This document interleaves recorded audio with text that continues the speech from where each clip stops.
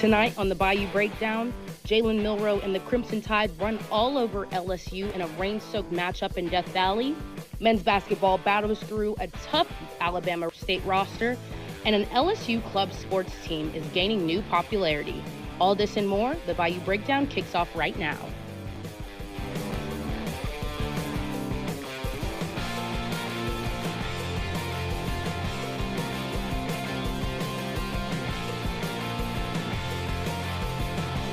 Good evening and welcome to the Bayou Breakdown. I'm Madeline Frentress. And I'm Jada Ferris. All right, Jada. First thing on the agenda, just like always, win or lose, we got to talk about this weekend. What'd you think? Oh my goodness. I left the game early. The rain and the way we were playing, oh my goodness. Y'all had 2 weeks to prepare for a mobile quarterback after A&M.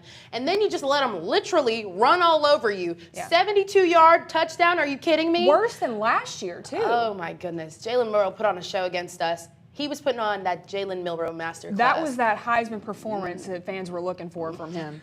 Now, the eyes of this nation were on the Tiger Stadium this weekend with College game day on campus and a game where both teams' playoff hopes were on the line.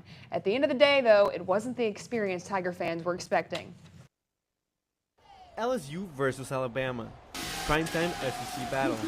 College game day. Nick Saban back in town. Live Tiger. Olympic medalist. A game where both teams not only played for pride, but for a chance to keep their hopes alive for the college football playoffs. The Tigers came knowing that the focus was stopping the run. 4 minutes into the game, Jalen Milroe reminded the defense how hard would it be to stop him.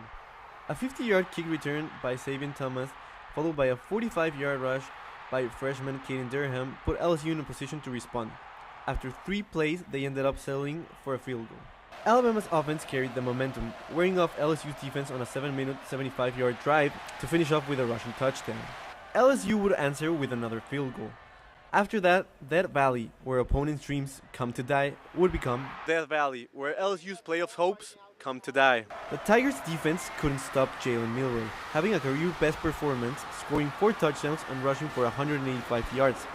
Matching his total from last year in Tuscaloosa, where Milroe tore the defense, rushing for 155 yards and 4 touchdowns. Yeah, I mean, coming into the game, I thought our game plan was really good on Milroe. Obviously, his speed is really good. You can't really account for that, like at practice and on the film, until you're really in the game. So, I mean, he's just a great player. I mean, I thought our game plan was really good, like I said. They just went out there and executed better than us. The team had a year to learn from last year's mistakes, but Alabama's quarterback was just too good for the Tigers to handle. We have a scheme to stop the quarterback. We did not get that done. So I take responsibility for it. Alabama rushed for 311 yards and 6 rushing touchdowns. A nightmare performance by the Tigers defense. Garrett Nussmeier had another troubling game, with 2 interceptions and a fumble. The second turnover really shifted the momentum, being an interception in the red zone. LSU scored a touchdown in their last drive, playing against Alabama's backups with an empty Tiger Stadium. By that time, it was all roll tied with a final score of 42-13. LSU will head next week to Gainesville, Florida to face the Gators, and after that, they'll come back home to face Vanderbilt and Oklahoma, where they'll try to finish the season strong. Most Tiger fans were out of Tiger Stadium before the end of the third quarter. It was pretty much a nightmare performance by the team in general. But the Tigers look to bounce back this weekend in a game against Florida in Gainesville this Saturday. Now, after that devastating loss that they had this weekend against Alabama, the possibilities of LSU football making the playoffs are even further out of reach. Even with a bye week to prepare, the Tigers still struggled to run the ball and defend a mobile quarterback in Jalen Milroe, which ultimately cost them their 13-game win streak at home. Although their playoffs hopes are squashed, head coach Brian Kelly says that he still plans to take opportunities to improve this team during what's left of the season. Over the last year, we're 10-3. We won 10 out of our last 13 games. So I'm not in a position to worry about what people are saying about the overall health of the program. We have one of the top recruiting classes in the country. Those things are only going to continue to get better, and a championship program is what we're going to have here. Although the team has to take this loss on the chin, fans might not be seeing it the same way. Patricia Caputo is here with how fans hit social media after the loss. Yeah, it was a tough one in Death Valley, but Brian Kelly remains hopeful, but I can't say the same thing for the Tiger faithful. I'm Patricia Caputo with another edition of Social Scoreboard. From fans booing LSU football at halftime to the student section cheering for Alabama when they scored their final touchdown of the game. Fans in the stadium were clearly not happy about the Tigers' blowout loss in Death Valley, but let's see what fans at home had to say about the Tigers' third loss of the season. Coming in at number 3, turned into a recruiting visit for Bama, said Matt M. on X. 300 LSU recruits attended the game Saturday, including 5-star quarterback and LSU commit Bryce Underwood. Yikes.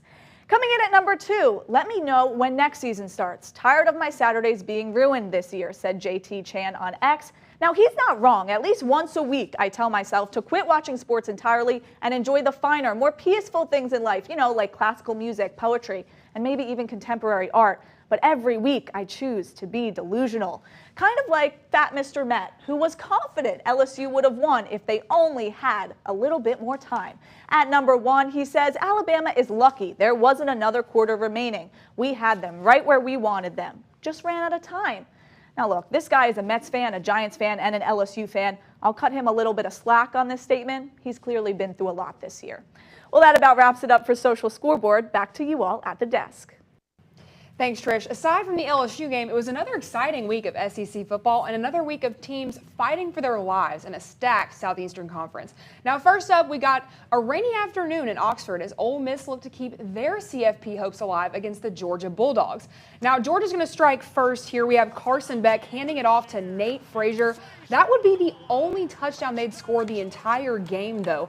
And then next up, we got Jackson Dart. He got injured early in this one, and backup Austin Simmons played for a drive, handing it off to Ulysses Bentley for a touchdown here. But Jackson Dart would come in. He'd ultimately get 13 for 22, 200 passing yards, 8 rushes, and 50 rushing yards.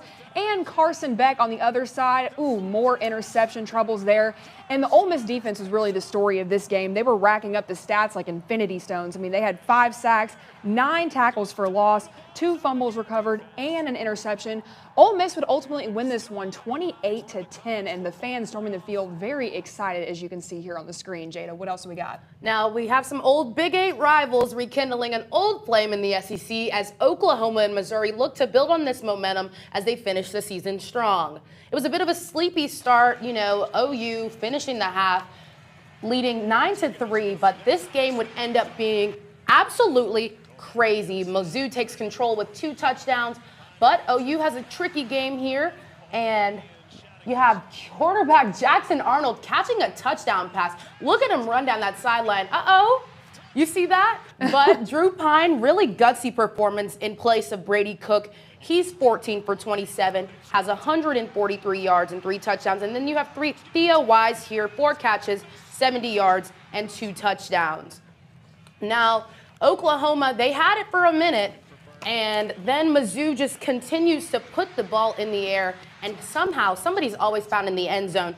But this play right here sums up OU's whole season. Mizzou scoops and scores to win the game 30-27. Now, Oklahoma has the most fumble loss in the country, which is an ugly, ugly stat as they look to become bowl eligible later this season. Rough first year in the SEC. Oh my goodness, Oklahoma, what are we doing? Looks good for LSU if you ask me, but the SEC has been absolutely crazy. I like to call it trash football. LSU just got fined $250,000 for the trash and fan behavior, but guess who needs to be fined? Carson Beck for all that trash he's been throwing. Oh my goodness. It's certainly been an exciting week of football as the season begins to wind down, but after the break, we take a look at how LSU hoops made it out the weekend. Stick around. Get Gordon. And get it done. Yeah, everybody know Gordon in a 225. He done link with Big Foe. He got buku ties, Ferrari sliding, flying in a new coupe ride. And every time I ride by, I see a brand new sign. I'm with Gordon. I know that he gon' get it done. Whether it's a big truck crash or a hit and run. Recovery funds, he fighting to get a ton. Mike Epps, man, we all about the Benjamin. Handling injuries, man, are you kidding me? Gordon McKernan, that's champion energy. Yeah, family man with a family plan. Get Gordon, he gon' fix it like a handyman. Get Gordon. And get it done.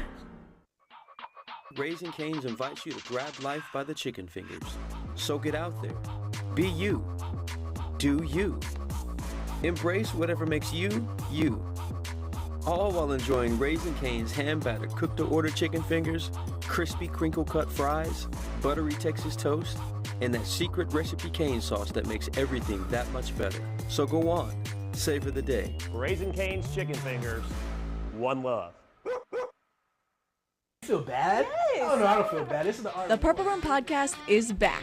And now we're live from walk-ons every Friday before home football games. Run by passionate students, the Purple Room delivers all the latest LSU sports and culture. Join us for great food, Cold drinks, and for a chance to win free loaded cheese fries. The Purple Room, the ultimate pregame podcast party. Live from walk-ons every Friday before home football games.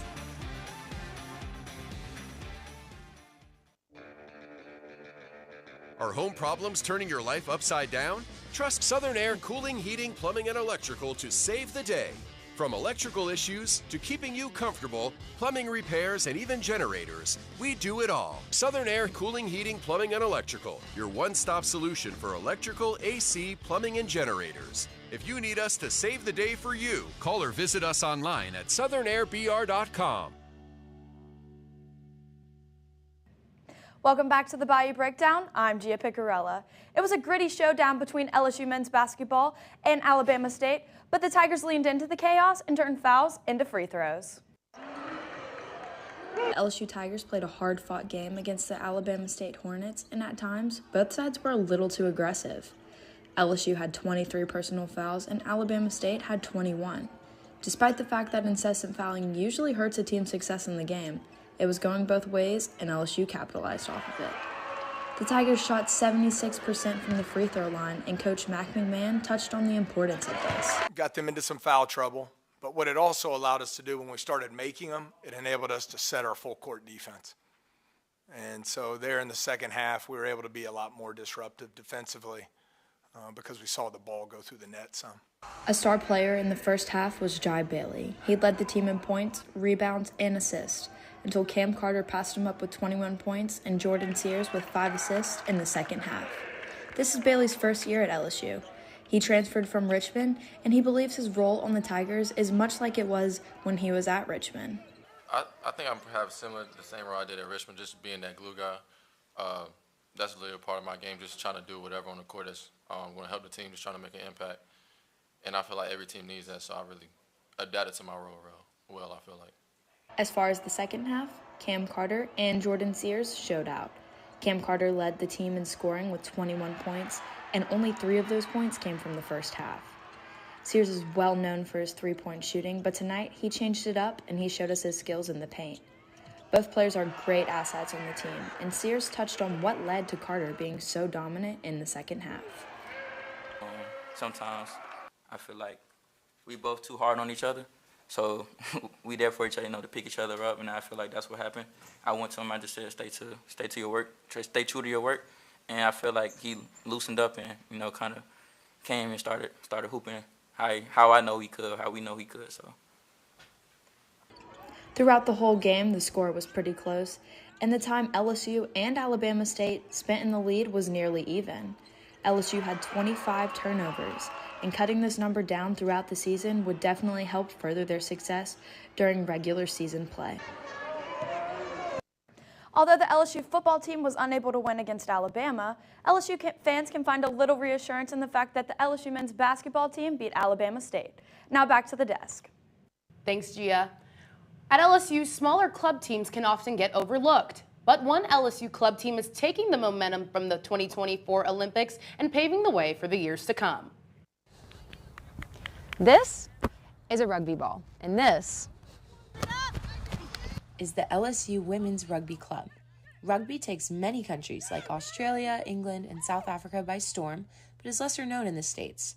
However, the sport is becoming more popular across college campuses, thanks in part to the U.S. women's team winning bronze in the Paris 2024 Olympics. So when I joined in 2021 or whatever it was, we were out recruiting at the UREC, and we probably got 10 names. This past year, I think they walked away with close to 100 names written down. Let's see 3 more good ones.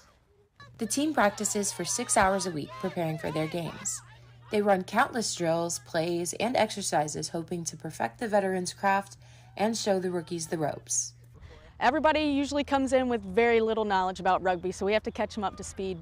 And so it's very quickly we're trying to identify passing skills versus tackling and running and all that. And so it's a lot to manage, but we figure it out. The club also serves as an outlet for its athletes and is where some of them have met their best friends. I really like that rugby is just like a very accepting sport. Like we have people from all different kinds of backgrounds. We've had girls who played rugby for 4+ years, and then we have girls who've never played before, but we all just love each other and we get along. Good, get this shoulder just a little lower. You want to support kin. Pretend there's a straight line going from kin's spine to the bottom of your spine, yeah? Yeah. Cool, everybody up. With the growth of the sport, players and coaches both hope to lay to rest some of the misconceptions people have about rugby. It's not unsafe. If you come to practice and you learn all the techniques of tackling that we teach, you're going to go into a game knowing what you're supposed to do, and you're going to do it. With football and other big hitting sports, you see a lot of injuries and everything, but without the pads, you have to be more focused on what you're doing. And so it comes down to the basics and being able to do that out on the field.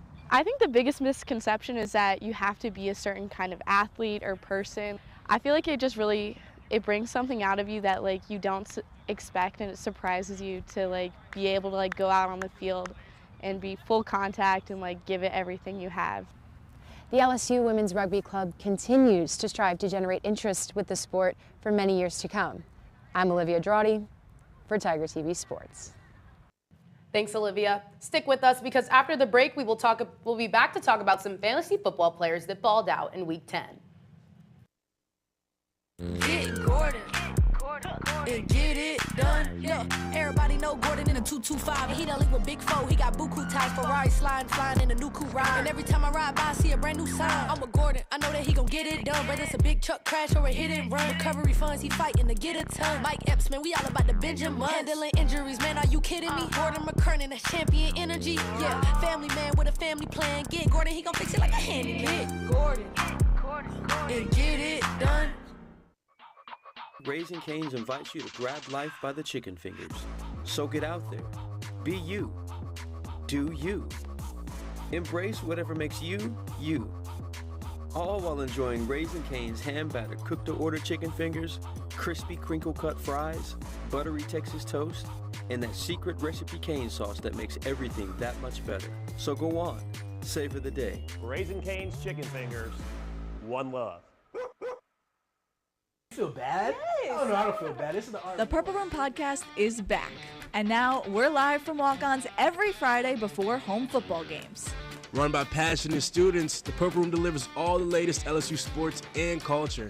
Join us for great food, cold drinks, and for a chance to win free loaded cheese fries. The Purple Room, the ultimate pregame podcast party. Live from walk-ons every Friday before home football games.